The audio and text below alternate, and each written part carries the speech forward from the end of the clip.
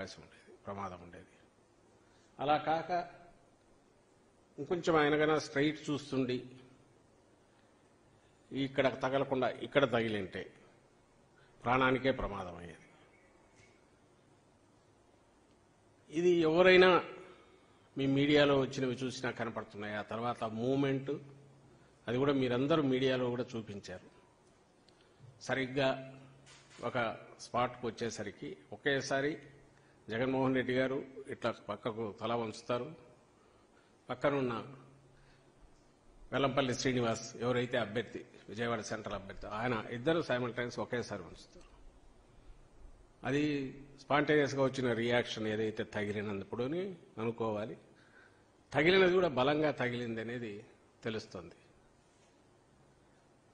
మామూలుగా తర్వాత వెల్లంపల్లి శ్రీనివాస్కు ఆయనకు కంటికి జగన్మోహన్ రెడ్డి గారికి తగిలిన తర్వాత వెళ్ళి తనకు కుడి పక్కనున్న వెల్లంపల్లి శ్రీనివాస్ కూడా కంటికి, ఎడమ కంటికి తగిలింది. ఆయన కన్ను మీద తగలడంతో ఈరోజు కూడా మెడికల్ చెకప్ చేశారు. బహుశా మీ మీడియా వాళ్ళు కూడా వెళ్ళినట్టు చూసినట్టున్నారు. 48 hours ఏదో ఇదిలో ఉంచాలా, అబ్జర్వేషన్లోనే అన్నారంట. చిన్న స్క్రాచెస్ ఏవో పడినాయి కనుగుడ్డుకొని అంటున్నారు, నా డాక్టర్లు అన్నారని చెప్పారు. నేను ఇంతగా ఎందుకు ఎక్స్ప్లెయిన్ చేస్తున్నా అంటే సీరియస్నెస్, సంఘటన సీరియస్నెస్, ఆ దుర్ఘటన ఏదైతే జరిగిందో దాని సీరియస్నెస్ చెప్పడానికి చెప్తున్నాను. అదే జగన్మోహన్ రెడ్డి గారికి తగిలిన రాయి తగిలి పక్కన ఉన్న వ్యక్తికి అంతే ఫోర్స్గా వెళ్ళి తగిలింది అంటే ఇక్కడ ఎంత ఫోర్స్ అప్లై ఉండాలి. ఈయన కనుగుడ్డు కూడా ప్రమాదం అయింది, ఇప్పుడు రెటీనాకు ఇదవుతోంది అనేంత ప్రమాదం శ్రీనివాస్ అయితే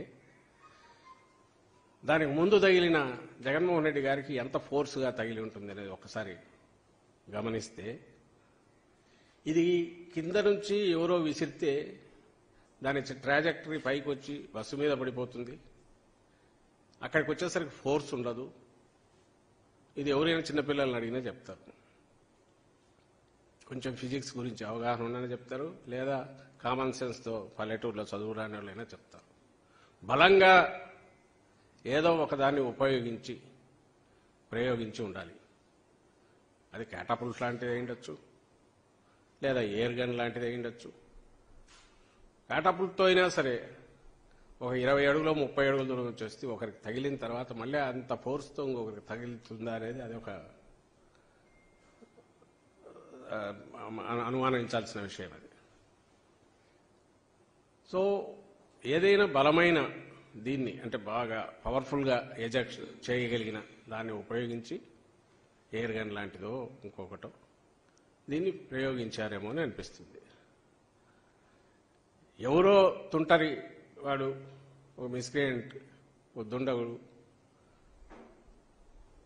అలా చేసి ఉంటే ఇంత పథకం ప్రకారం ఇట్లా చేసే అవకాశం లేదు. ఇది క్యాజువల్గా ఎక్కడి నుంచో విసిరినది అనుకోవడానికి లేదు అవకాశం. అలాగే నేరుగా వచ్చి తగలడం, తగిలిన స్పాట్ అది చూశాక ఎవరికైనా భయం వేస్తుంది. రాష్ట్రం మొత్తం వైఎస్ఆర్ కాంగ్రెస్ పార్టీ కార్యకర్తలే కాకుండా అభిమానులు, ప్రజాస్వామ్యవాదులు అందరూ బాధపడ్డారు, ఆందోళన చెందారు. రాజకీయ పార్టీలు రాజకీయ విభేదాలకో లేకుంటే పార్టీల అభిప్రాయాలకు అతీతంగా ప్రధాని మోడీ గారితో సహా ఇమీడియట్ రియాక్ట్ అయ్యారు.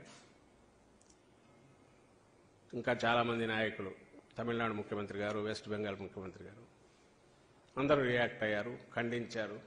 తెలంగాణ నుంచి కేటీఆర్ గారు కూడా అనుకుంటా ఇంకా చాలామంది రియాక్ట్ అయినట్టున్నారు, ఖండించారు. ముక్తకంఠంతో దీన్ని ఖండించారు. త్వరగా కోలుకోవాలని కోరారు. చంద్రబాబు నాయుడు గారు కూడా ఖండించారు. ఆయన పనిలో పనిగా ఎవరి మీద బాధ్యుల మీద చర్యలు తీసుకోవాలి కూడా కొంచెం కూడా అడిగినట్టున్నారు. సరే, పొద్దున్న లేచి వాళ్ళ మీడియా చూసాం, అలాగే ఆ నాయకుల ధోరణి చూస్తున్నాం. నాకు అర్థం కాని విషయం ఏంటంటే, ఎవరన్నా మన మీద అటెంప్ట్ చేసినప్పుడు వాడు ఎవడై ఉంటాడు, ఎందుకు చేసి ఉంటాడు, వాడిని త్వరగా పట్టుకోవాలి, పట్టుకొని అసలు విషయం బయటికి లాగాలి అనేది ఎవరైనా అడగాలి.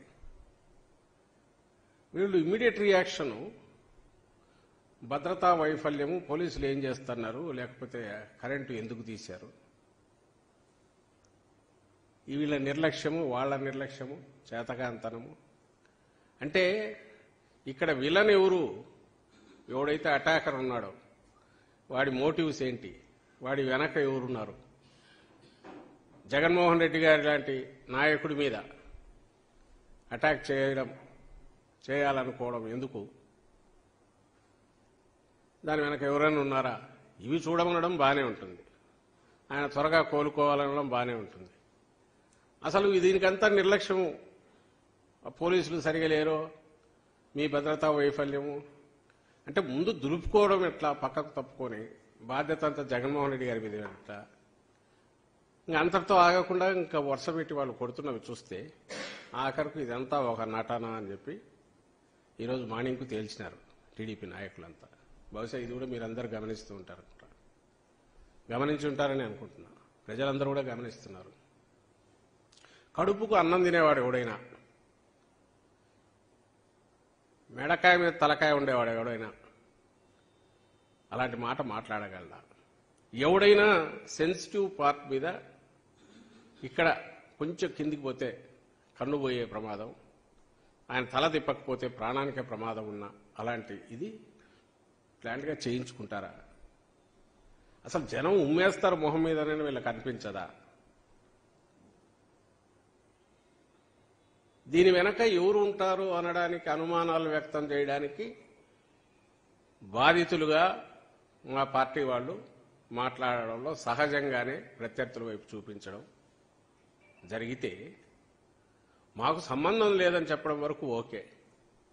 కానీ అసలు అదే నటన అంటే ఇంకా వాళ్ళు ఏమనాలన్నా, మనుషులు అనొచ్చా, అనాలనా? అది నటన.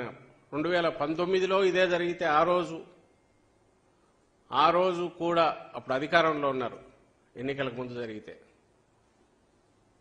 ఆ రోజు కూడా 5 నిమిషాల్లోనే అప్పుడు ఎవరో డీజీపీని ఉంటే ఆయన పంపించి ఇది ఆయన అభిమానులే చేయించారని ముందే కంక్లూజన్కి వచ్చి ప్రెస్ కాన్ఫరెన్స్ పెట్టి మాట్లాడించారు, చేతులు దులుపుకొని. మరి ఆ రోజు అధికారుల వైఫల్యం ఎందుకనలా? ఆ రోజు నువ్వు అధికారంలో ఉన్నావు కదా, జగన్మోహన్ రెడ్డి గారి మీద ఇది జరిగినప్పుడు మా అధికారుల వైఫల్యం ఎందుకనలా? ఆ రోజు 5 నిమిషాల్లో అదే అధికారులతో, జగన్మోహన్ రెడ్డి గారి అభిమానులతో ఎవరితో చేయించుకున్నాడు అని ఆ రోజు అన్నారు.